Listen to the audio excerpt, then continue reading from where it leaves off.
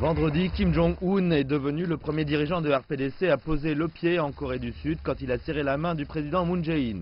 Ensuite, les deux leaders se sont déplacés vers le nord de la ligne de démarcation. De retour au sud, les attendait une garde d'honneur et un tapis rouge digne d'un roi du XVIe siècle, représentant le passé unifié des deux Corées. Des pourparlers officiels ont eu lieu alors dans la maison de la paix. Kim a déclaré à Moon que celui-ci pouvait dormir sur ses deux oreilles, signifiant qu'il ne ferait plus d'essais nucléaires ou balistiques.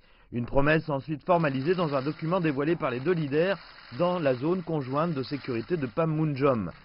Moon a loué les efforts de paix de Pyongyang, notamment l'arrêt des essais. Il est très significatif que la Corée du Nord prenne des mesures pour geler les essais nucléaires. Ce sera un début de valeur pour une complète dénucléarisation de la péninsule coréenne. Je déclare clairement que le Nord et le Sud vont coopérer étroitement pour une complète dénucléarisation. Kim Jong-un a insisté sur le fait que les erreurs du passé ne devaient pas être réitérées.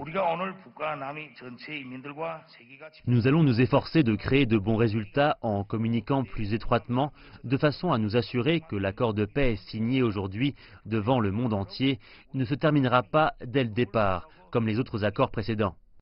Ce qui est connu désormais sous le nom d'accord de Panmunjom évoque aussi le travail des deux Corées avec les États-Unis et la Chine pour trouver un accord formel capable de remplacer la trêve signée en 1953.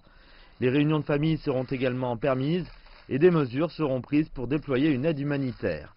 Alors que le dîner se terminait, où se sont présentées les premières dames de RPDC et de Corée du Sud, il est dit qu'une autre rencontre entre Kim et Moon était envisagée à Pyongyang en automne et que les deux dirigeants avaient promis de rester en contact via leur ligne de téléphone direct jusqu'à ce moment.